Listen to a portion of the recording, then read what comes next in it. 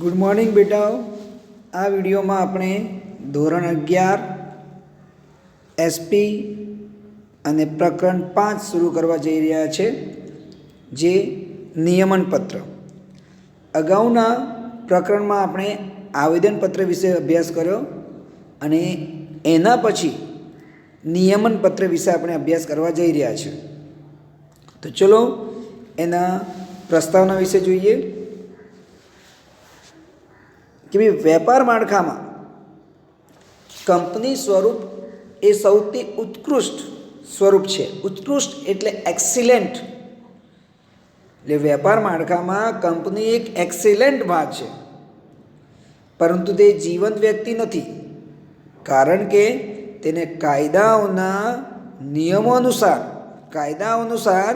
તેનું રજિસ્ટ્રેશન કરવામાં આવે છે. આ કૃત્રિમ વ્યક્તિત્વનું નિરૂપણ કરવા માટે કંપની રજિસ્ટ્રાર પાસે જરૂરી દસ્તાવેજોની નોંધણી કરાવવી પડે છે, અને આ દસ્તાવેજોમાં આવેદનપત્ર અગત્યનો છે, જે આપણે આગળ ભણી ગયા છે, જેમાં બધી કલમો આવેલી હોય છે, બધા રૂલ્સ એન્ડ રેગ્યુલેશન આવેલા છે. અને બીજું જ સ્વરૂપ છે જે છે કે જેનો બીજો દસ્તાવેજ, જે મુખ્ય દસ્તાવેજ છે, એ નિયમનપત્ર છે. હવે નિયમન એટલે શું? તો નિયમન એટલે નિયંત્રણ કરવું, કંટ્રોલ કરવું. કંપનીનું આંતરિક સંચાલન કરવા માટે નિયમનપત્ર છે, જે આપણે આગળ અભ્યાસ કરીશું. ચલો તો અર્થ સમજીએ. તો કંપની ધારા 2013 મુજબ નિયમનપત્ર એટલે આર્ટિકલ્સ ઓફ એસોસિએશન. એટલે હવે તમે કહેશો કે નિયમન એટલે આર્ટિકલ્સ ઓફ એસોસિએશન એટલે કે નિયમોનો સમૂહ, જે પહેલાં 2013 પહેલાં અથવા 2013ના કંપની ધારા પ્રમાણે નક્કી થયા હોય એ. તો કંપની ધારા 2013 મુજબ નિયમનપત્ર એટલે આ પહેલાંના કંપની ધારા મુજબ તૈયાર કરેલા કે વખતો વખત ફેરફાર કરેલા નિયમનપત્ર. હવે નિયમનપત્ર એટલે મેં હમણાં જ કીધું કે નિયમનપત્ર એટલે કે નિયમોનો સમૂહ. આર્ટિકલ્સ એટલે શું? તો હમણાં જ આપણે વાત કરી કે નિયમોના સમૂહને આપણે શું કહીએ છીએ? આર્ટિકલ્સ એટલે નિયમન, અને પત્ર એટલે આર્ટિકલોના સમૂહને કે નિયમોના સમૂહને આપણે શું કહીશું? આર્ટિકલ્સ કહીશું. હવે એના મહત્વ વિશે જોઈએ. તો નિયમનપત્રનું મહત્વ, તેમાં દર્શાવેલું નિયમનપત્રમાં તમે શેર વહેંચણી કેવી રીતે કરશો, પછી હપ્તા કેવી રીતે મંગાવશો, અને જો પૈસા નહીં ભર્યા તો એને પાછા વસૂલ કેવી રીતે કરશો, એને પાછા બીજા નામે કેવી રીતે કરશો, ને એ આંતરિક વહીવટ કેવી રીતે કરવાનો છે એ નિયમનપત્રમાં દર્શાવવામાં આવેલું છે. તો એનું મહત્ત્વ શું? તો પહેલો જે મહત્ત્વ છે એ રોજબરોજના વહીવટમાં ઉપયોગી. રોજબરોજમાં કે તમને ભાઈ એમ કીધું હોય કે તમારા આટલા ક્ષેત્રમાં રહીને જ કામ કરવાનું, કે આ પ્રમાણે જ કામ કરવાનું, તો તમને જાણ હોય. તમને દરેક સબ્જેક્ટમાં કીધું હોય, અથવા તો આપણા આ સબ્જેક્ટમાં કીધું હોય છે કે સેક્શન બીમાં તમે પહેલાં 5 પ્રશ્નો જ લખો, તો તમને આઈડિયા હોય કે ભાઈ પહેલાં 5 પ્રશ્નો સુધી જ લખવાના છે, અને બીજા દિવસે બીજા 5 પ્રશ્નો લખો તો બીજા દિવસે તમે બીજા 5 પ્રશ્નો લખશો. તો એવી રીતે તમને રોજબરોજના વહીવટમાં ઉપયોગી હોય છે. તો કંપનીના પણ રોજબરોજના જે કાર્યો હોય છે એમાં આ નિયમનપત્ર ઉપયોગી નીવડે છે.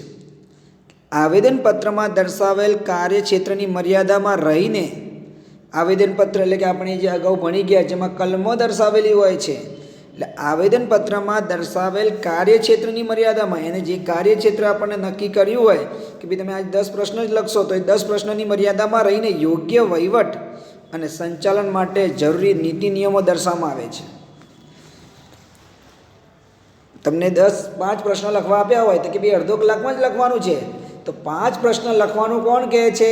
એ આવેદનપત્ર કહે છે. અને અડધો કલાકમાં જ લખવાનું છે એ કોણ કહે છે? એ નિયમનપત્ર કહે છે. તો એ આવેદનપત્રમાં દર્શાવેલ કાર્યક્ષેત્રની મર્યાદામાં રહીને યોગ્ય વહીવટ અને સંચાલન માટે જરૂરી નીતિ નિયમો દર્શાવવામાં આવે છે. શું દર્શાવવામાં આવે છે? નીતિ નિયમો દર્શાવવામાં આવે છે. અને જેના આધારે કંપનીનો રોજબરોજનો વહીવટ ચાલે છે. કાર્ય તો હોય જ, પણ એ નીતિ નિયમો પ્રમાણે થાય છે. તો એ નિયમો કોણ બતાવે છે? આપણને નિયમન પત્ર બતાવે છે કે ભાઈ આ નિયમ અનુસાર તમારે કાર્ય કરવું છે. કાર્ય તો હોય જ, પણ આ નિયમ અનુસાર તમારે કાર્ય કરવું છે. પ્રશ્ન તો લખવા જ છે, પણ એ અડધો કલાકમાં જ લખવા છે. એવું આપણને નિયમન પત્ર કહે છે. આ તો આપણી સ્કૂલની વાત થઈ, પણ કંપનીના નિયમન કાર્યો અલગ હોય, એમના નિયમો અલગ હોય. તો ચલો હવે બીજું જોઈશું. સેક્રેટરી માટે મહત્ત્વનું કાર્ય. સેક્રેટરી એ શું છે કે ભાઈ કી પર્સન છે, જે આપણે જોયા કે એને બહુ જ કામ કરવા પડે છે. મીટિંગ અરેન્જ કરવી હોય છે, શેરને લગતા હોય છે, શેરને ફેરબદલીના કાર્યો હોય છે, એ ઘણા બધા કાર્યો હોય છે. તો નિયમન પત્ર એ સેક્રેટરી માટે ખૂબ જ ઉપયોગી છે,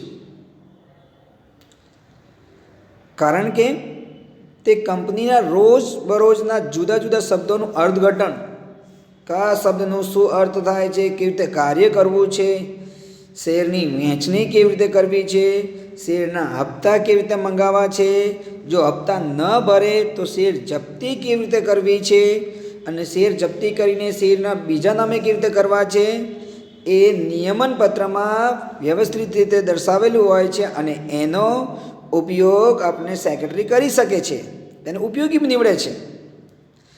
એટલું જ નહીં, આ તો બધા કાર્યો હતા. અને એટલું જ નહીં, હિસાબોને લગતી વિગતો, સંચાલક મંડળને લગતી બાબતો, ઓડિટર જે હિસાબ કરતો હોય, જે એકાઉન્ટ લખતો હોય, વગેરે અધિકારીઓની નિમણૂક, તેમને નિમણૂક કર્યા પછી તેમને કઈ સત્તા આપવાની છે, શું ફરજો છે, તે અંગેના નિયમો પણ આમાં દર્શાવેલા છે, જે સેક્રેટરીને એક ચોક્કસ માર્ગદર્શન આપે છે. તો તમને કોઈ પણ કાર્ય આપ્યું હોય અને તમને બધું દર્શાવી દીધું હોય કે ભાઈ આ રીતે કાર્ય કરવું, તો તમને કેવું સહેલું પડે છે. તો એવી રીતે આ નિયમન પત્ર શું કરે છે? આપણને સેક્રેટરીને રોજબરોજની કાર્ય પદ્ધતિમાં કાર્ય કરવામાં મદદરૂપ બને છે. ત્રીજું, શેર હોલ્ડરો માટે ઉપયોગી. આવેદનપત્રમાં જણાવેલ ઉદ્દેશોની પૂર્તિ માટે નિયમન પત્ર સહાયક બને છે. હવે આવેદનપત્રમાં જણાવેલ ઉદ્દેશો, મેં હમણાં કીધું કે તમને 5 પ્રશ્ન લખવા છે, તો નિયમન પત્ર કહે છે કે ભાઈ અડધો કલાકમાં કમ્પ્લીટ કરો, ને કે કમ્પ્લીટ કરો, ગમે ત્યારે કરો, તે થાય ના થાય, પણ એમ કીધું કે અડધો કલાકમાં કમ્પ્લીટ કરશે એને જ જવા દઈશું, તો પછી શું થશે? એ કમ્પ્લીટ થશે. તો એવી જ રીતે આવેદનપત્રમાં જે ઉદ્દેશો હોય એને પૂર્ણ કરવા માટે કોણ હેલ્પફુલ થાય છે, મદદરૂપ બને છે? નિયમન પત્ર બને છે. શેર હોલ્ડરોના હકો, શું હક છે, તેમની જવાબદારીઓની સ્પષ્ટતા નિયમન પત્રમાં હોય છે. એટલે શેર હોલ્ડરોના હક કયા છે, તેમની જવાબદારી કઈ છે, એ બધી જ સ્પષ્ટતા નિયમન પત્રમાં હોય છે. અને નિયમન પત્ર એ આવેદનપત્રનો પૂરક દસ્તાવેજ છે. જો એ ના હોય તો પ્રશ્નો લખાય ન લખાય. બરાબર, તમને કીધું હોય અડધો કલાકમાં પ્રશ્ન લખો, પણ ક્યારે લખો એવું ના ખબર હોય કે લખીશું તો પછી પતી રહ્યું. તો એટલા માટે પૂરક દસ્તાવેજ છે. ચોથું, વિવિધ સંબંધો નક્કી કરવા ઉપયોગી. સંબંધો એટલે કોને જવાબદાર છે, કોને સત્તા નીચે કોણ કાર્ય કરે છે, એ બધું. નિયમન પત્ર કંપનીની તથા સભ્યો વચ્ચેનો સંબંધ નક્કી કરે છે. નિયમન પત્ર કંપની તથા સભ્યો વચ્ચેનો સંબંધ નક્કી કરે છે. અમુક રૂલ્સ એન્ડ રેગ્યુલેશન બનાવીને તમે શેર ખરીદો, આ ફોર્મેલિટી પૂરી કરો તો તમે સભ્ય બનશો. તો કંપની અને સભ્ય વચ્ચે સંબંધ સ્થાપિત કરે છે.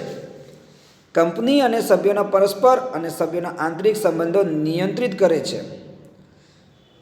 સભ્યોના પરસ્પર એકબીજા સાથે અને આંતરિક જે સંબંધો હોય એને કંટ્રોલ કરે છે, એને ચલાવે છે આગળ.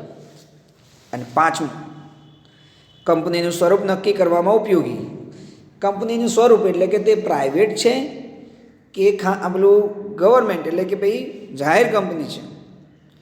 તો નિયમન પત્ર એક એવો દસ્તાવેજ છે જેના આધારે કંપની જાહેર કંપની છે કે ખાનગી છે તે દર્શાવે છે. તે નક્કી થાય છે. તો નિયમન પત્ર આપણને ટૂંકમાં રોજબરોજના કાર્યોમાં શેર હોલ્ડરો માટે, તેમના સંબંધ નક્કી કરવા માટે અને કંપનીનું સ્વરૂપ નક્કી કરવા માટે આપણને ઉપયોગી નીવડે છે.